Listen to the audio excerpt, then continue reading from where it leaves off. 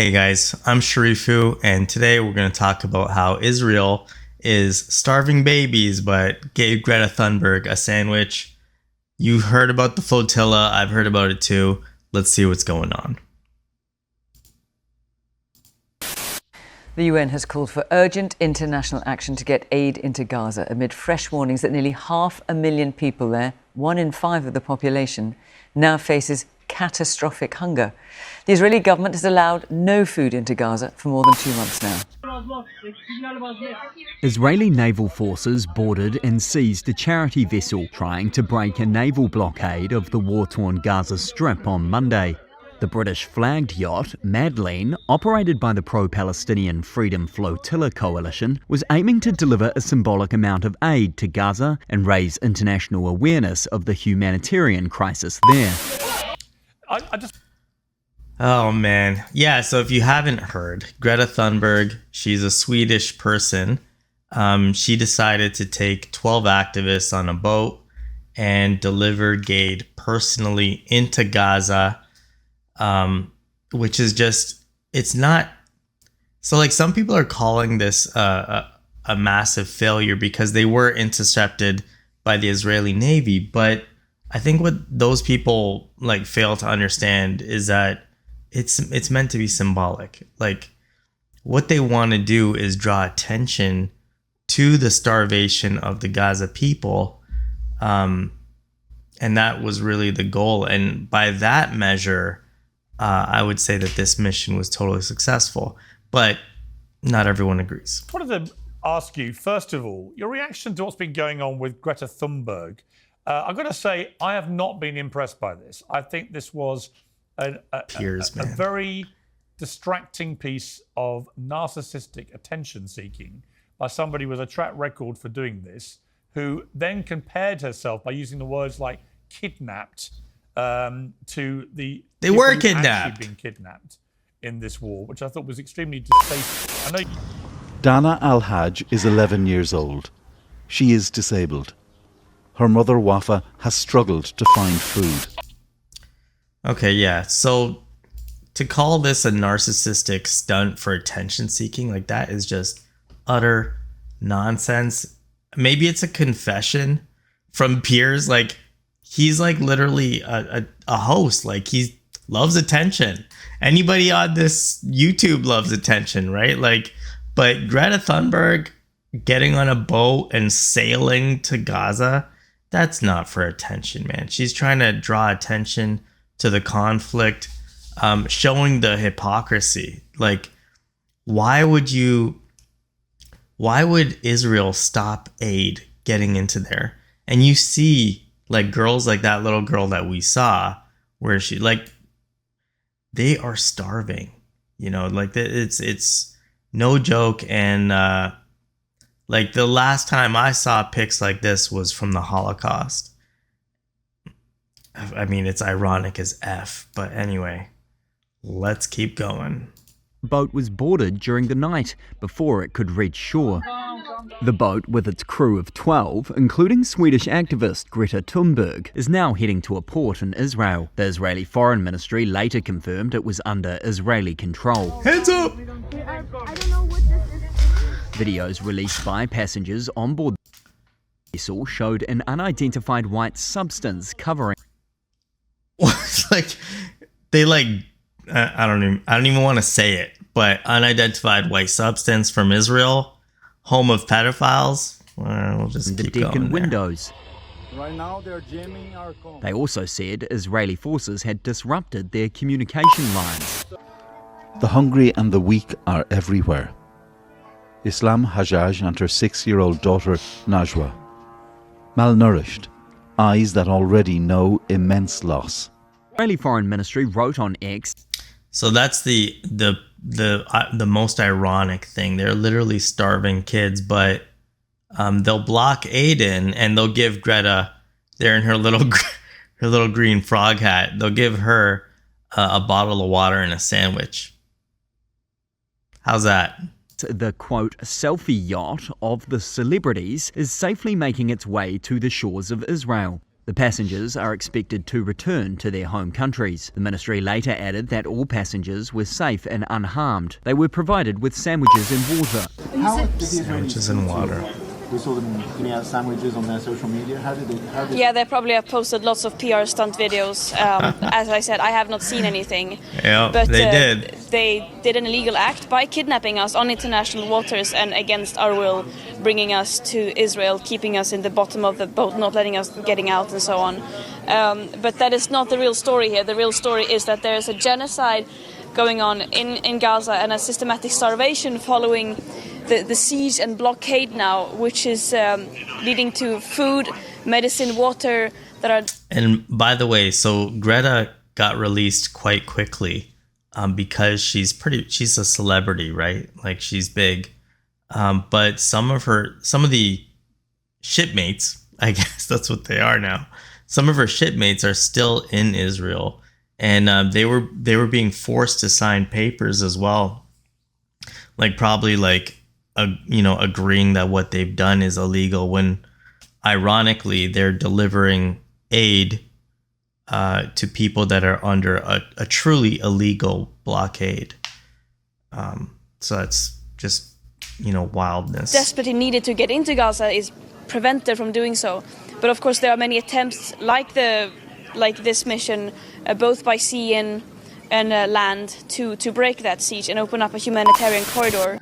Children are narcissists. This clip is amazing. Young children. When I say narcissists, I don't mean in a pathological sense. I mean in the sense they think it's all about them. Right, and they don't have any other choice. They're all they know. That's all they know. So if the parents are happy and connected, and there's a atmosphere of loving acceptance and so on, then the child thinks, hey, I must be pretty good. I must be okay. Everything's good. Yeah, I'm okay. Yeah, but if the parents are stressed, depressed, traumatized, racially challenged, economically challenged, or such terrible things as the children in Gaza are experiencing right now with the daily bombings and all this kind of stuff, what can they think? That there's something wrong with me. Oh, imagine some kid over there in Gaza looking up and there's a bomb, and they think, man, I'm so horrible, I deserve to be bombed. Well, you know what? There was a study done of Gazan children. Man, that's crazy. I hadn't thought about that. Like, really imagine that, though. There was a study done of children in... And I think that's why it's so important for anybody able, if you're not going to get fired, you're not going to get in harm's way, to just speak out and talk about what's going on, because ultimately that is tragic that those kids over there, they don't understand like the complexities of whatever that makes people think it's okay to hurt children. They don't understand that. They just think this is happening to me because of me. It's like such basic childish thinking, but that's what they think. They think I'm so horrible that I deserve to live in this pain, Palestine, 21 years ago. And 95%, this is long before the current horrors, long before October the 7th, long before the aftermath. It's 20 years ago, this survey. 5% of those kids showed traumatic symptoms. High percentage wet their beds, like you and I did. They expressed aggression towards their parents. They had panic attacks, anxiety, fears. Can you imagine what's going to happen to that generation years from now? I mean, it just breaks my heart every day when I think of it. By the way, that speaker is Gabor Mate. He is an expert on trauma, and he's also Jewish. And him, along with Norman Finkelstein, are two very prominent Jewish thinkers that are pro-Palestine and that understand and have had the self-awareness to be able to say that what their people are doing is wrong. Yes. Oh, I come from a place where imperialism always plays a decisive role. This is one of the shipmates. two military coups, and both of them had the support of the United States. He's talking about Brazil because he's Brazilian.